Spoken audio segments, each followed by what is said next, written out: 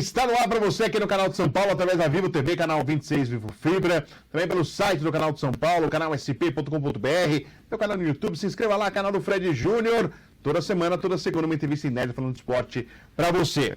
Hoje aqui com o Dr. Carlos Eduardo Ambiel, advogado e também doutor em Direito, que faz parte da Ambiel, Mansur, Belfiore, Gomes, Rana Advogados. Vamos falar de dois assuntos importantes voltados ao direito esportivo, que é exatamente a lei do mandante, o que muda sobre o direito de arena, ele vai explicar para a gente aqui sobre a lei do mandante, e também SA, os clubes virando sociedade anônima. Vamos saber um pouquinho a respeito. Doutor Carlos Eduardo, prazer conhecê-lo pessoalmente, né? Já vimos algumas vezes assim, mas mais propriamente dito, mais próximo assim, um prazer, e muito obrigado por estar aqui no programa Bola Não Para. O prazer é meu, muito obrigado pelo convite, fico à disposição, espero que a gente consiga explicar aqui esses dois pontos que são realmente bem interessantes e que alteram um pouco a experiência do torcedor aí com os próximos anos do futebol brasileiro, né? E que são as novidades aí dos últimos tempos aí em relação a essas mudanças. As grandes mudanças dos últimos anos, essas duas mudanças. Com certeza. Lei do mandante, o que o torcedor pode entender? O direito de arena, o que é, o que não é, o que vem a lei do mandante fazer agora? Estava todo mundo acostumado. Uma emissora em si, né, a gente pode falar aqui, a TV Globo, transmitia grande parte dos eventos. A gente vê agora uma mudança em relação a transmissões de televisão, transmissões via internet, os clubes querendo fazer as suas próprias transmissões. O que você pode explicar a respeito? Bom, a primeira coisa que é importante esclarecer é que o direito de arena é algo previsto na lei brasileira desde os anos 70. Lá em 73 já havia essa previsão na lei de direitos autorais, depois ela foi para a lei Zico em 94, depois a lei Pelé, e ela sempre disse que quem pode autorizar a transmissão de um jogo são os dois clubes que realizam a partida. Então é o chamado direito dividido entre as entidades de prática. Não é a entidade de organização, sim, não são os atletas, são os clubes. E sempre foram os dois, isso para todos os esportes. Ano passado teve uma medida provisória que temporariamente mudou essa regra, falando que a transmissão era do mandante, tanto é que alguns campeonatos regionais no ano passado já ocorreram situações de transmissão em que o próprio clube detentor do mando transmitiu no seu próprio canal. A medida provisória não foi convertida em lei, então voltou à regra anterior, e agora, no começo desse mês, foi promulgado, aliás, no final do mês passado, né, já estamos em outubro, foi promulgada uma lei que estabelece a alteração desse critério para o futebol. Então, para o vôlei, para o basquete, o futsal, isso não mudou, continua sendo os dois clubes. Para o futebol, muda. Então, a partir de agora, quem autoriza transmitir um jogo ou não, em qualquer lugar, na TV aberta, fechada, internet, não importa, é sempre o clube que está mandando a partida. E quando não houver mando, aí os dois. Então, numa final de um campeonato com um jogo único, por exemplo, continua sendo os dois. Mas no ida e volta, cada um manda, o mandante autoriza a transmissão do seu jogo. Tá. Essa é a grande mudança. E o direito de arena que o senhor citou é a respeito às transmissões, que os clubes repassam também aos jogadores, né? Que depois recebem também através dos seus sindicatos, né? Não é isso? Sim, a lei brasileira prevê que parte daquilo que os clubes recebem por eventual transmissão do evento esportivo, que é o direito de arena, obrigatoriamente tem que ser repassado aos autores, né? Os atores / autores daquele espetáculo, que são os atletas. Durante muitos anos, esse percentual era de 20%, depois ele foi alterado em 2011 para ser de 5%, e agora foi mantido. E a diferença é que, até a alteração da lei, como cada clube autorizava a sua transmissão, era necessário os dois, a ideia é que cada clube repassava para os seus atletas o que ele ganhava. Então, no jogo entre o clube A e o clube B, o valor do clube A, que às vezes era maior do que o clube B, era repassado para os atletas do clube A e o do B para os atletas dele. Agora não.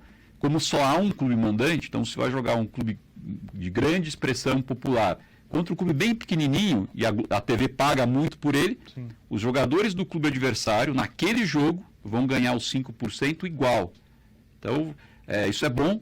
Isso por um certo lado, aquele atleta de um clube menor indo jogar uma partida no campo do adversário, um clube grande que vende o seu jogo por um valor maior, 5% daquele valor é distribuído entre todos que jogaram, tanto do clube mandante quanto do clube visitante. Essa é a grande mudança para o atleta. E é uma outra mudança. Até então, embora houvesse uma discussão, o entendimento é que só recebia essa divisão o atleta que entrasse em campo. Tá. E agora a lei alterada é expressa.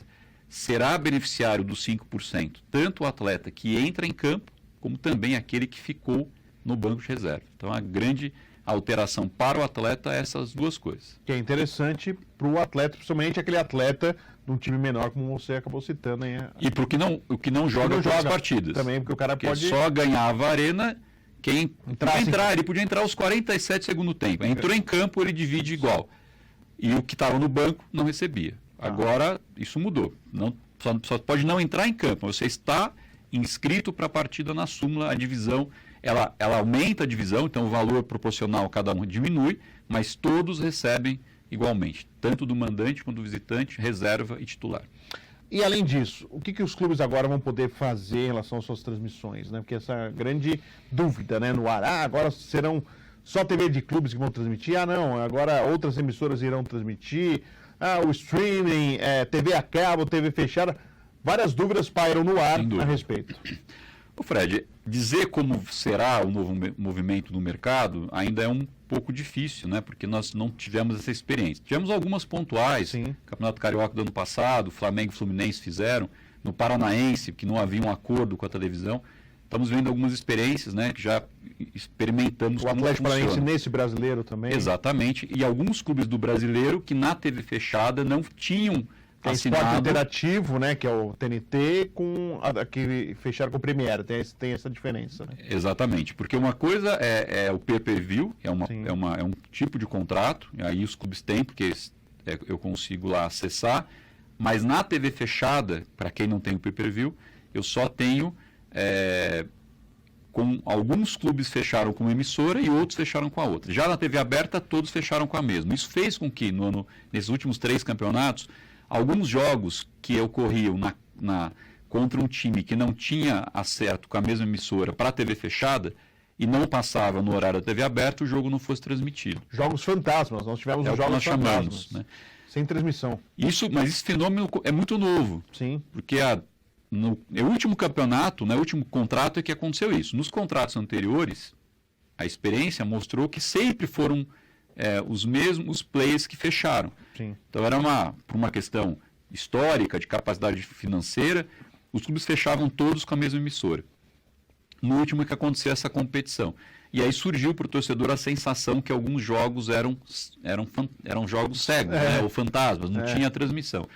A ideia da lei do mandante, ela diminui esse risco, porque diminui, não afasta. Sim. Porque pode acontecer, por exemplo, no clube mandante, vai ter o jogo do time A contra o time B, o time A é o mandante. E ele não negocia com ninguém. Ele não tem alguém que vai transmitir a partida. Não fechou acordo com ninguém. Ele pode, é direito dele. Não é inteligente, claro, porque está perdendo dinheiro, mas vamos supor que ele não feche com ninguém até para valorizar o produto dele. O clube visitante não consegue transmitir. Porque é lei do mandante. E já acontecia atualmente, porque na lei anterior, se os dois não concordassem, não havia transmissão. Mas era mais raro acontecer. Né? Então, por outro lado, você pode supor, é mais difícil os dois concordarem com o mesmo contrato do que só o mandante. Então, em tese, é mais provável que nós não tenhamos esses jogos cegos, sem transmissão. Mas, por outro lado, eu começo a ter uma diversidade de plataformas, e-mails e canais que podem transmitir o mesmo campeonato. E aí talvez eu não consiga mais, como acontecia no passado, eu ter um único canal que eu consigo ver todos os jogos que eu quiser. Porque ele pode ser o canal do meu time quando ele for mandante. Mas quando ele for visitante, pode ser que eu precise acessar diferentes canais ou até, eventualmente, uma plataforma de streaming para poder ver o jogo do meu time quando ele for visitante. Ou seja, pode acontecer do torcedor ter que dispor de valores para assinar diversos canais. Isso pode acontecer. Pode acontecer. Nós já vivemos isso no ano passado, quando as transmissões de Copa do Brasil... Cada tem que comprar uma... Copa do Brasil, Libertadores, eram canais diferentes. Sim. Brasileiro e Sul-Americano eram diferentes. Então, o seu time podia estar jogando no Brasileiro, era um canal. Na Sul-Americana era outro canal, que era a internet. Sim. E aí o torcedor que quisesse assistir os dois teria que comprar uma assinatura a mais. Isso pode acontecer. Mas também pode ser que não aconteça, porque os clubes podem, eventualmente, reunirem-se todos e negociarem um contrato coletivo, o que, aliás, é uma expectativa que nós temos, né? Porque na Europa, muitos países da Europa já têm essa regra da venda pelo clube mandante. Mas é comum, nos campeonatos europeus, até por uma questão de valorização do produto, que as negociações continuem a ser coletivas.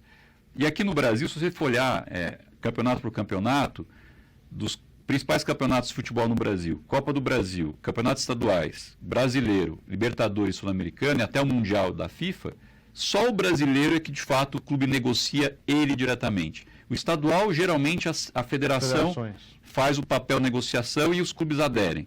Copa do Brasil, quem negocia é a CBF e os clubes aderem com as cotas que eles recebem, embora eles atestem depois ao aderir ao regulamento. Libertadores, Sul-Americano é a Conmebol, não está sujeito à nossa legislação, e o Mundial da FIFA é a FIFA. Então, na prática, nós já temos de 5, 6 campeonatos, um que o clube negocia.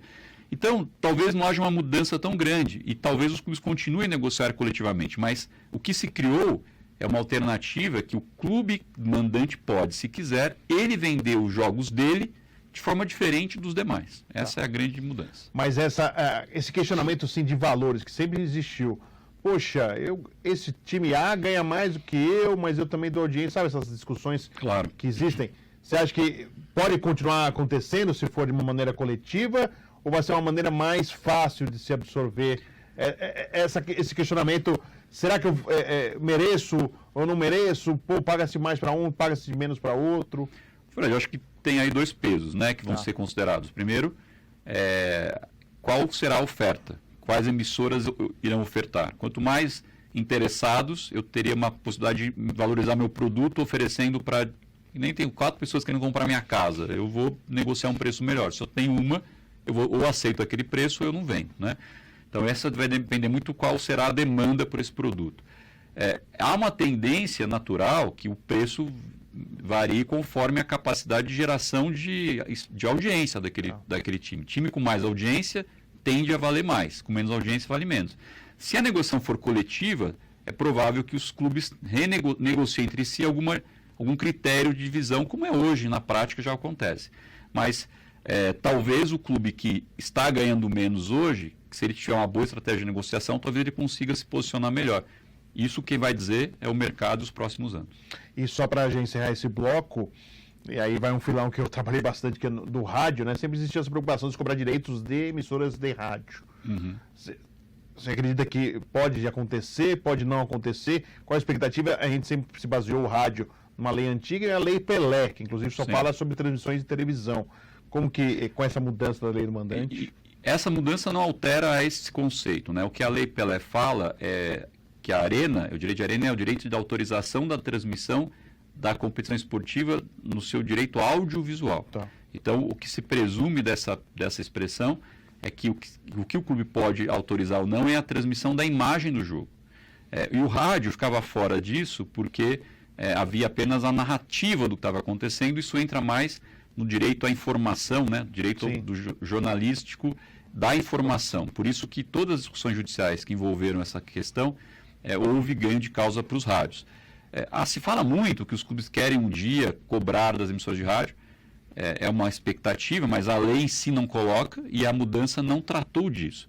Outra coisa é a transmissão em que o narrador, o comentarista, ele tem a sua imagem transmitida, embora não transmita o jogo. Isso não é Arena. Direito de Arena é a transmissão do jogo dos clubes. Quando se mostra os atletas, né? Os participantes do espetáculo. E o que eles fazem em campo, né? O conjunto do movimento dos atletas. Isso é Arena, isso pertence ao clube. O narrador e o comentarista estarem narrando aquele jogo para o espectador com a sua imagem aparecendo sem aparecer o jogo, aquilo não é direito de Arena. Então, aquilo é uma propriedade da emissora de internet, do rádio, web rádio, não importa. Isso não interfere. O que não significa que os clubes não possam um dia quererem mudar a legislação para cobrar do rádio como um todo. Mas do jeito que o texto estava e a alteração feita agora, isso não foi alterado. Isso continua como antes permitido. Bacana. Estamos conversando com o Dr. Carlos Eduardo Ambiel, falando agora sobre a lei do mandante. Vamos falar também sobre a mudança da expectativa da SA, Sociedade Anônima dos Clubes. Mas a gente vai para o intervalo e já voltamos com mais A Bola Não Para você aqui no Canal de São Paulo.